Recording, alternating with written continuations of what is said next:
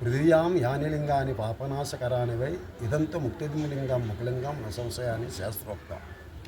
ఈ భూలోకంలో ఎన్నో జ్యోతిర్లింగాలు ఉన్నాయి, మామూలు లింగాలు ఉన్నాయి, అన్నీ ఉన్నాయి.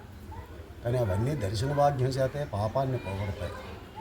ఇదంతా ఇక్కడ ఎవరైతే ముఖలింగేశ్వరుడు తాలూకా దర్శనం చేస్తారో మోక్షాన్ని కలిగిస్తాడు. మోక్షం అంటే పుట్టే జీవి ఏనాడైనా పోతున్నాం, పోయే జీవి వాళ్ళ పాపుణ్యాన్ని బట్టి మళ్ళీ పుడుతూనే ఉంటాం. ఆ రెండూ లేకుండా భగవంతుడు లైకించండి, చాలాడితే పుణ్యక్షేత్రం. ఇక్కడ శివుడు స్వయంభూ తానంతట తానే పుట్టాడు తప్ప ఎవడో ప్రతిష్ఠించేది లేదు. ఒకటి. రెండోది, శివుడికి ముఖం అంటూ పృథివీ అంత ఎక్కడా లేదు. ఎక్కడ చూడండి లింగాకారుడే. ఎందుకంటే ఒకప్పుడు భృగుమహర్షి శాప కలియుగంలో నీకు లింగరూపుడివే తప్ప నీకు ఆకారం అంటూ ఉండదని చెప్పించాడు. కానీ ఇక్కడ మట్టుకు ముఖంతో ఉన్నాడు. ముఖంతో ఉండడం ఏంటనే దేవతలు కూడా ఆశ్చర్యం కలిగి ఆయన దర్శనానికి 1,000 మంది దేవతలు వచ్చారు.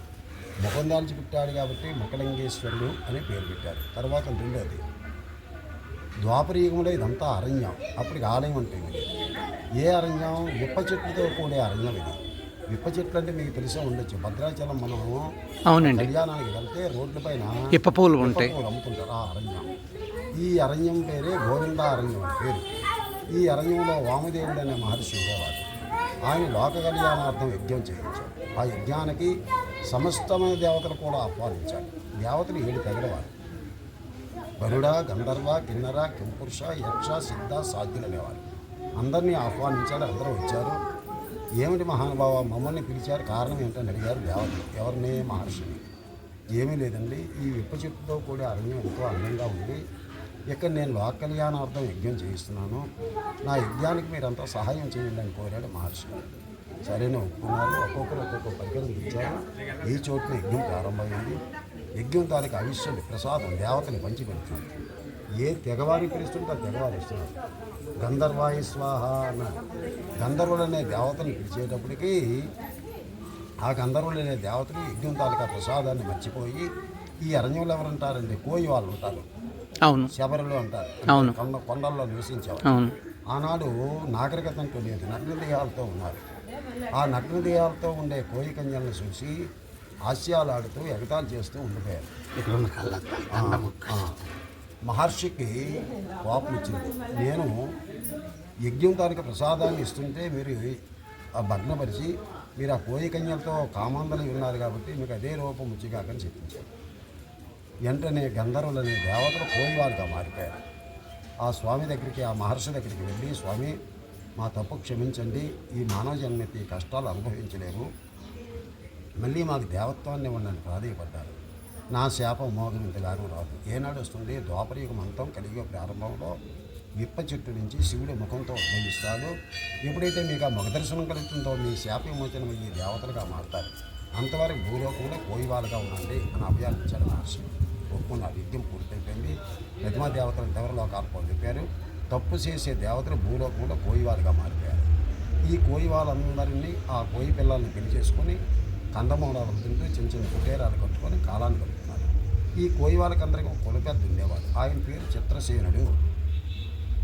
ఆయనే రాజుగా ప్రవర్తిస్తున్నాడు. ఆయన కూడా కోయావుడినే పెళ్లి చేసుకున్నాడు. ఇలా ఉంటూ ఉండగా కొంతకాలం తర్వాతను శ్రీశైలం నుంచి ఒక భక్తురాలు కొంత ధనాన్ని మూట కట్టుకొని తినుబండారాల సజ్జలో వేసుకొని, ఆనాడు ఈ బస్సులో కార్లు అంటే లేవు, కాలనడకన నడుచుకుంటూ కాశీ వెళ్దామని వచ్చేస్తుంది. రాగా రాగా కొంతకాలానికి అరణ్యం చేరింది. చీకటి అయిపోయింది. ఏ శరణ్యం అనేక ఆ కోయి వాళ్ళు ఉండే పని దగ్గరికి వెళ్ళి ఆ చిత్రసేనుడైన కోయి రాజుని ఆశ్రయించి, రాజా కాశీ వెళ్తున్నాను, మార్గ మధ్యలో చీకటి అయిపోయింది, ఆడదాన్ని ఒకరోజు మీ ఇంటి దగ్గర నుండి తెల్లవారు తిరిగిపోతున్నాను, నన్ను మీరు ఆదరించండి.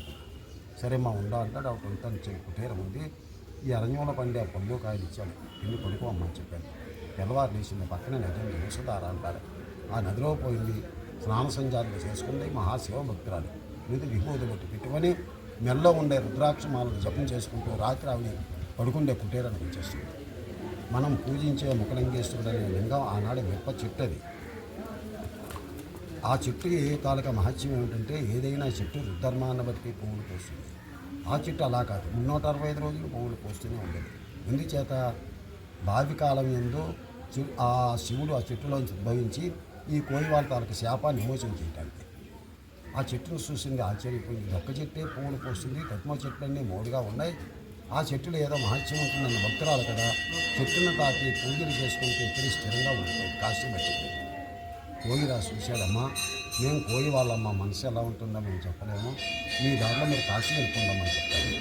లేదు రాజా, చెట్టులో ఏదో మహత్యం ఉంది, చెట్టు పూజ చేసిన కొద్ది నాకు ఎక్కడికి వెళ్ళబుద్ధి వేయటం లేదు, నేను అవివాహితుని కాబట్టి నన్ను మీరు వివాహం చేసుకుని ఇదివరకు ఆయనకు ఒక భార్య ఉంది, ఆవిడ తనకు అనుమతి పుచ్చుకొని నీవుని కూడా వివాహం చేసుకున్నాను. ఇప్పుడు ఇద్దరు భార్య.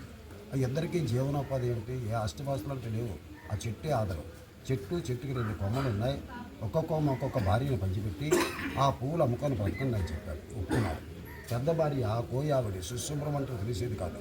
తెల్లవారు వేసేది ఆవిడ వాటా పువ్వులు ఎత్తుకొని కోమల దగ్గర తీసుకుపోతే కోమట పువ్వులు తగ్గట్టు ఏదో పిండి నోకలు ఇచ్చేవాడు, దాంట్లో ఆవిడ రొట్టె కాచుకుంటుంది. రెండో భార్య శ్రీశైలం నుంచి వచ్చి ఆవిడ భక్తి భావం.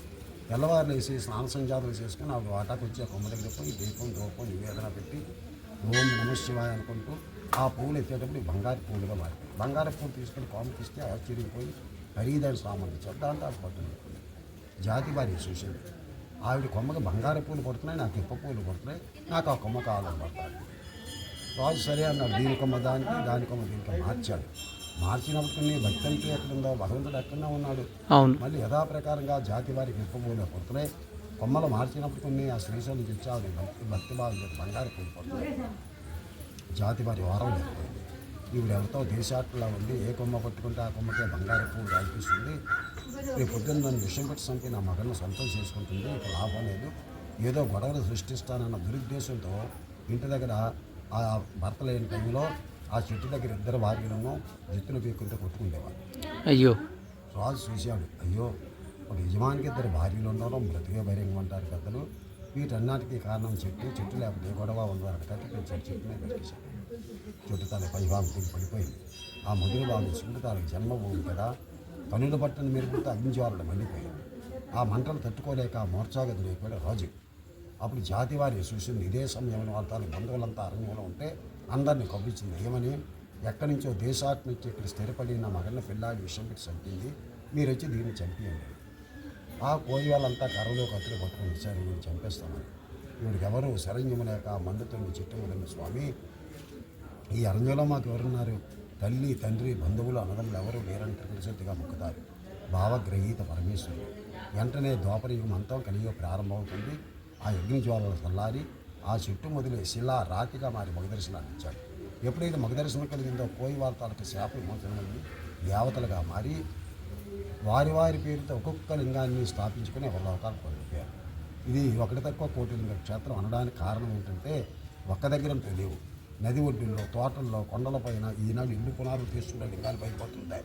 పొలం పనులు చేసిన, బావులు తీసిన, అలా అనమాట. అంటే ఈ ఆలయానికి అనుసరించి 5 కిలోమీటర్ల విస్తీర్ణంలో ఉండేవన్నీ దీనికి సంబంధించినవే అలా అనమాట. తర్వాతను శాలివాహన శకంలో విష్ణుకుండలు వేసేసిన శ్రీమద్ అనంతవర్మ అనే చక్రవర్తి టైంలో ఈ దేవాలయ నిర్మాణం జరిగేటట్టు ప్రతి స్తంభాలపైన కూడా శాసనాలు ఉన్నాయి, మీరు చూడొచ్చు. 2వ వాళ్ళ కేసర వంశీకులు, 3వ వాళ్ళ గాంగేశ్వరరాజు, లాస్ట్ గజపతి ఒడిస్సా రాజు, వాళ్ళు కూడా పరిపాలించారు ఒక 500 సంవత్సరాలు. అక్కడితో ఇది గవర్నమెంట్ వారి హ్యాండ్ చేసుకున్నారు. సెంట్రల్ గవర్నమెంట్ ఆధీనంలో ఉంది. అది ఇక్కడ విషయం. ధన్యవాదాలు స్వామి.